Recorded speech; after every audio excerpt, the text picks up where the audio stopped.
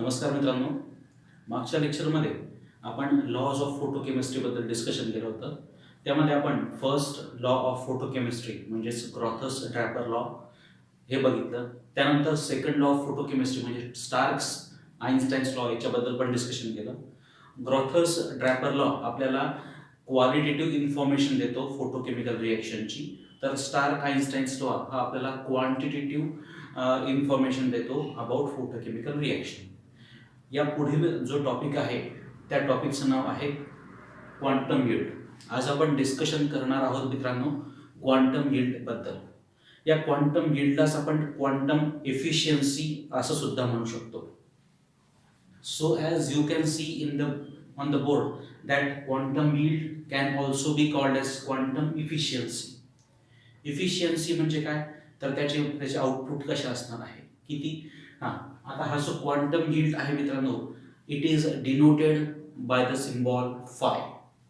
बघा 2 पॉईंट काय, quantum यील्डलाच quantum efficiency पण म्हणतात आणि क्वांटम यील्ड आपण कोणत्या सिम्बॉलने दाखवतो आहे, फाय या सिम्बॉलने दाखवतो. काय आहे क्वांटम यील्ड मित्रांनो? क्वांटम यील्ड हा रेशो आहे. हा कशाचा रेशो आहे? Number of reacting molecules present in a given time upon number of photon absorb in a given time. म्हणजे दिलेल्या वेळामध्ये किती रिॲक्टिंग मॉलिक्युल्स प्रेझेंट आहेत आणि त्याच दरम्यान किती नंबर ऑफ फोटॉन ॲब्सॉर्ब केले आहेत याचा जो भागाकार आहे, याचा जो रेशो आहे, त्या रेशोलाच आपण काय म्हणणार आहोत, क्वांटम यील्ड म्हणणार आहोत. आपण त्याची डेफिनेशन लिहूया. So friends, as you can see on the board, the definition of quantum yield is that it is the ratio of number of moles reacting in a given time. दिलेल्या वेळेमध्ये किती molecules react होत आहेत आणि त्या molecules react होण्यासाठी number of photons किती absorb झाला आहे याचा जो रेशो आहे, त्या रेशोला आपण काय म्हणणार आहोत, क्वांटम यील्ड. आणि तो आपण कशाने डिनोट करणार आहोत, फायने. ओके, हे झालं इंट्रोडक्शन क्वांटम यील्ड बद्दलचा. ओके, आता याचा फॉर्म्युला जो आहे तो आपण फॉर्म्युलाच्या स्वरूपात क्वांटम यील्ड लिहूयात. सो फॉर्म्युला काय आहे क्वांटम यील्डचा? मग phi is equal to number of moles reacting in given time divided by number of photons absorb in the same time. Photons किंवा क्वांटम. हाच फॉर्म्युला आपण असा सुद्धा लिहू शकतो, phi is equal to number of moles reacting in a given time upon number of Einsteins in a given time. Okay मित्रांनो, Stark's Einstein's law काय म्हणतो असतो की रिॲक्टिंग मॉलिक्युल्समध्ये रिॲक्शन्समध्ये जेवढे नंबर ऑफ मॉलिक्युल्स आहेत प्रत्येक मॉलिक्यूल एक फोटॉन ॲब्सॉर्ब करतो. समजा 10 मॉलिक्युल्स असतील, रिॲक्शन 10 मॉलिक्युल्सची असेल, तर किती फोटॉन ॲब्सॉर्ब केले जातील? 10 फोटॉन. कोणाच्या मतानुसार? स्टार्क आइन्स्टाईनच्या लॉनुसार. काय आहे तो law? Number of molecules present in molecules or atom present in a reaction, each molecule will absorb 1 photon. 10 molecules आहेत तर किती फोटॉन ॲब्सॉर्ब केला जाईल? मग phi is equal to number of moles reacting in a given time. For example काय म्हटले, 10 molecules आहेत, त्यामुळे प्रत्येक मॉलिक्यूल एक फोटॉन ॲब्सॉर्ब करेल. म्हणजे किती फोटॉन ॲब्सॉर्ब झाले? 10. मग याच्यासाठी फायची व्हॅल्यू किती आली आहे?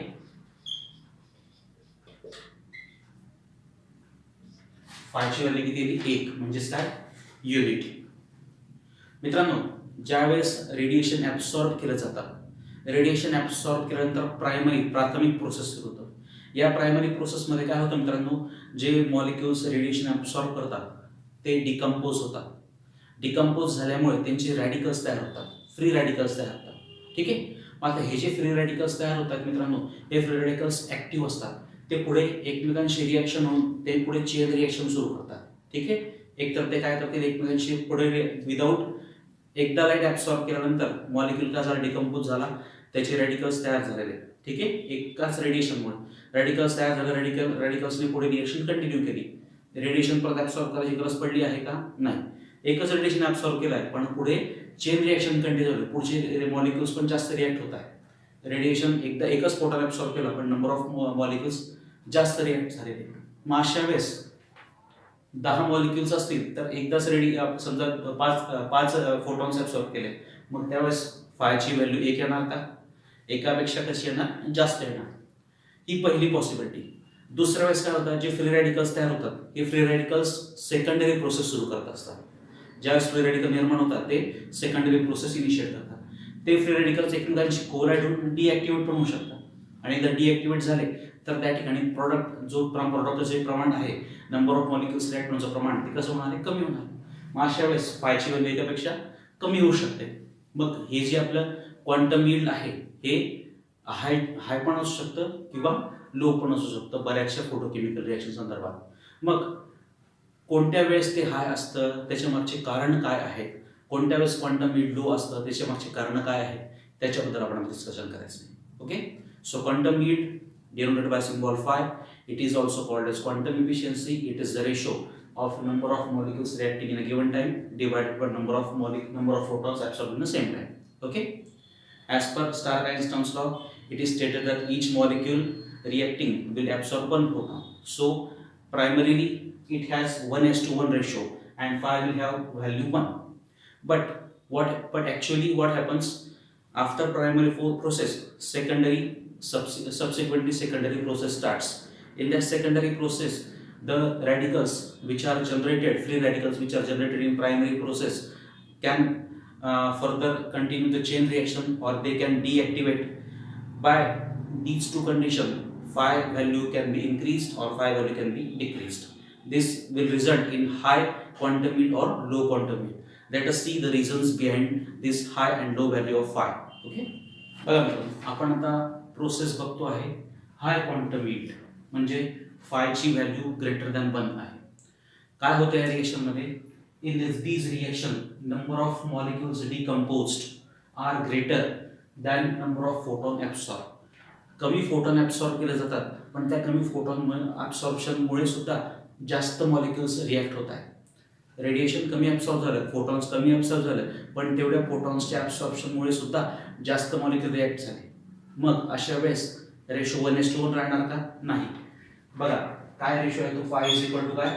Number of molecules react in a given time divided by number of photon absorb in the same time. Suppose 5 photon absorb झाले आहेत, पण त्या 5 फोटॉनमुळे समजा किती मॉलिक्युल्स डिकम्पोज झाले? 15. मग 5/15 किती झाले? 3. फायची व्हॅल्यू 1 पेक्षा काय झाली? जास्त आली, म्हणून काय म्हटलंय? So quantum yield is greater than unity. अशा वेळेस क्वांटम यील्ड हे एकापेक्षा जास्त असतं. काय होतं या ठिकाणी? फोटॉन ॲब्सॉर्ब केलं जातात कमी, पण मॉलिक्युल्स जास्त रिॲक्ट होतात. एक्झाम्पल काय घेतलं आपण? CH3CHO, that is ॲसिटाल्डिहाइड. या ॲसिटाल्डिहाइडचं समजा डिकम्पोजिशन करायचं आहे, तर आपण UV लाईट त्याच्यावर इन्सिडेंट करणार. त्याची रेंज 250 ते 310 नॅनोमीटर आहे. प्रोडक्ट काय मिळणार? मिथेन आणि कार्बन मोनॉक्साईड. ही जी रिएक्शन आहे, या रिएक्शनमध्ये फोटॉन्स कमी ॲब्सॉर्ब केले जातात, पण ॲसिटाल्डचे मॉलिक्यूल जास्त डिकम्पोज होतात. हे एक्झाम्पल आहे हाय क्वांटम यील्डचं. काय कारण आहेत हाय क्वांटम यील्डचे ते बघूया. Reasons for high quantum yield. मित्रांनो, आपण आता बघतो आहे reasons for high quantum yield. 3 कारणं असू शकतात हाय क्वांटम यील्डचं. पहिलं कारण काय दिलं जात आहे? Primary process initiates a series of subsequent secondary process without absorption of light, called as chain reaction. Photochemical reaction मध्ये काय होतंय? लाईट किंवा फोटॉन किंवा क्वांटा ॲब्सॉर्ब केला जातो. तो लाईट किंवा फोटॉन ॲब्सॉर्ब केल्यानंतर प्रायमरी प्रोसेस सुरू होतात. प्रायमरी प्रोसेसमध्ये काय होतं? मॉलिक्यूल डिकम्पोज होतो आणि त्याचं काय होतं? फ्री रॅडिकल्स तयार होतात. हे जे फ्री रॅडिकल्स आहेत मित्रांनो, हे ॲक्टिव्ह असतात, ॲक्टिव्ह स्पेसेस असतात. ते पुढे एकमेकांशी रिॲक्ट करून चेन रिॲक्शन सुरू करतात. चेन रिॲक्शन प्रोसीड करताना त्यांना ॲडिशनल रेडिएशन घ्यायची गरज पडत नाही. लाईट एकदाच ॲब्सॉर्ब केला जायला, लाईट रेडिएशन एकदाच घेतलं गेलं, प्रायमरी प्रोसेसने रॅडिकल्स तयार झाले, आणि ते जे रॅडिकल्स आहेत ते रॅडिकल्स पुढे चेन रिॲक्शन फॉलो करतात. एकदाच लाईट ॲब्सॉर्ब करतात, पण रिॲक्शन कंटिन्यू करतात. म्हणजे त्या चेन रिएक्शनमध्ये पुढच्या अधिक मॉलिक्युल्स काय होतात? रिॲक्ट होत आहेत. सो लाईट रेडिएशन कमी ॲब्सॉर्ब केलं जातं, नंबर ऑफ फोटॉन्स कमी ॲब्सॉर्ब केलं जातात, पण नंबर ऑफ मॉलिक्युल्सचं रिॲक्शन जास्त होतं. मग अशा वेळेस क्वांटम यील्ड कसं असणार आहे? जास्त असणार आहे. हे पहिलं कारण आहे. काय? Primary process initiates a secondary process through which we can get the more quantity of product. हे पहिलं कारण असू शकतं. दुसरं कारण काय आहे? Formation of intermediate product acting as a catalyst. काही ज्या फोटोकेमिकल रिएक्शन आहे त्या फोटोकेमिकल रिएक्शनमध्ये रेडिएशन ॲब्सॉर्ब केल्यानंतर एखादा इंटरमिजिएट प्रॉडक्ट मिळतो. हा जो इंटरमिजिएट प्रॉडक्ट आहे, सपोज A+B हे आपले रिएक्टंट आहे. यांनी काय ॲब्सॉर्ब केलं आहे? रेडिएशन ॲब्सॉर्ब केलं, फोटोन ॲब्सॉर्ब केलं आहे. यांच्या रिएक्शनमध्ये सपोज आपल्याला इंटरमिजिएट प्रॉडक्ट मिळाला आहे AB. हा जो AB प्रॉडक्ट आहे हा काय म्हणून काम करतो आहे? कॅटलिस्ट म्हणून काम करतोय. आणि कॅटलिस्टचा रेट काय असतो? To increase the reaction rate. मग हा AB काय करतो आहे? रिएक्शनचा रेट वाढवतोय, जास्तीत जास्त मॉलिक्युल्स रिॲक्ट करून आणतोय. रेडिएशन कमी ॲब्सॉर्ब केलं जातं पण हा कॅटलिटिक ॲक्टिव्हिटी दाखवतो, त्यामुळे इतर मॉलिक्युल्सला त्या ठिकाणी तो रिॲक्शनला प्रवृत्त करतो आणि रिॲक्शन जास्त प्रमाणात घडून येतो. परत क्वांटम मिळत कसं मिळणार? जास्त मिळणार. फोटॉन्स तर कमी ॲब्सॉर्ब झाले पण मॉलिक्युल्स जास्त रिॲक्ट झाले. कशामुळे? हा इंटरमिजिएट प्रॉडक्ट मिळाला होता प्रायमरी प्रोसेसमुळे किंवा फोटॉन ॲब्सॉर्ब केल्यामुळे. तो प्रायमरी प्रॉडक्ट किंवा इंटरमिजिएट प्रॉडक्ट कॅटलिस्ट म्हणून काम करतोय आणि त्या कॅटलिस्टमुळे इतर जे मॉलिक्युल्स, उरलेले मॉलिक्युल्स आहेत ते रिॲक्ट होतात आणि आपल्याला हाय क्वांटम हीट मिळतं. हे दुसरं कारण असू शकतं. पुढचं आहे exothermic reaction where heat may activate other molecules to react without absorption of additional radiation. Photochemical रिएक्शनमध्ये रेडिएशन ॲब्सॉर्ब केलं जातं आणि ही प्रोसेस रेडिएशन ॲब्सॉर्ब केल्यामुळे समजा हीट बाहेर टाकल्या जात असतील. हीट बाहेर टाकल्या जाणे म्हणजे कोणती प्रोसेस झाली? एक्झोथर्मिक. ही जी हीट बाहेर टाकली जाते ती हीट काय करते? इतर मॉलिक्युल्सला ॲक्टिवेट करते आणि ते इतर मॉलिक्युल्सने एकमेकांशी रिॲक्ट होत आहे. रेडिएशन कमी ॲब्सॉर्ब केलं जात आहे पण एक्झोथर्मिक रिॲक्शनमुळे जी हीट बाहेर टाकली गेली त्या हीटने इतर मॉलिक्युल्सला रिॲक्ट होण्यासाठी मदत केली. मग ते मॉलिक्युल्स रिॲक्ट होतात आणि आपल्याला प्रॉडक्ट मिळतं. अशामध्ये सुद्धा फोटॉन्स कमी ॲब्सॉर्ब होतात पण नंबर ऑफ मॉलिक्युल जास्त डिकंपोज होतात. इथं पण आपल्याला काय मिळणार आहे? हाय क्वांटम हीट. मग या 3 कारणांमुळे आपल्याला काय मिळत असतं? हाय क्वांटम हीट मिळत असतं. ठीक आहे. आता आपण बघूया लो क्वांटम हीट. मित्रांनो, आपण आता बघतोय लो क्वांटम हीट. या लो क्वांटम हीटच्या रिएक्शनमध्ये काय सिच्युएशन असते बघा. इन दीज फोटोकेमिकल रिएक्शन, या प्रकारच्या फोटोकेमिकल रिएक्शनमध्ये number of molecules decomposed, number of molecules react are less than number of photon absorb. Photons जास्त ॲब्सॉर्ब केले जातात पण मॉलिक्युल्स कमी रिॲक्ट होत आहे. मग अशा वेळेस फायची व्हॅल्यू कशी होणार? 1 पेक्षा कमी येणार. फाय काय आहे? रेशो आहे. कशाचे रेशो आहे? Number of molecules react upon number of photon absorb. Suppose एखादी आपण फोटोकेमिकल रिएक्शन घेतली आहे. त्या फोटोकेमिकल रिएक्शनमध्ये सपोज 10 फोटॉन्स ॲब्सॉर्ब केले गेले आहेत पण ॲक्च्युली मॉलिक्युल्स किती रिॲक्ट झाले? 5. मग अशा वेळेस फायची व्हॅल्यू किती येत आहे? 0.5. बरोबर. फायची व्हॅल्यू काय येणार? एकापेक्षा कमी येणार. मग कोणते रिएक्शन, फॉर एक्झाम्पल याचे रिएक्शन काय घेतले आपण? अमोनियाचं आपल्याला विघटन करायचं in presence of photochemistry, in presence of light. N2 आणि 3H2 याचं फायची व्हॅल्यू किती आहे? 0.01. एकापेक्षा खूप कमी आहे. काय कारण असेल याच्या मागे ते कारण बघूयात. Reasons for low quantum heat. बघा, ही 2 कारणं असू शकतात लो क्वांटम हीटचं. पहिलं कारण काय म्हटलंय? Deactivation of excited molecules before they form product. आपण मागेच म्हटलं की ज्यावेळेस फोटॉन्स ॲब्सॉर्ब केले जातात त्यावेळेस तो मॉलिक्युल डिकम्पोज होतो आणि त्याचे फ्री रॅडिकल्स तयार होतात. हे समजा फ्री रॅडिकल्स एकमेकांशी कोलाइड झाले, एकमेकांवर आदळले तर ते काय होतं? डीॲक्टिवेट होतात आणि डीॲक्टिवेट झाल्यामुळे ते पुढे प्रॉडक्ट फॉर्म करू शकतात का? नाही. मग पहिलं कारण काय आहे? डीॲक्टिवेशन ऑफ एक्साइटेड मॉलिक्युल.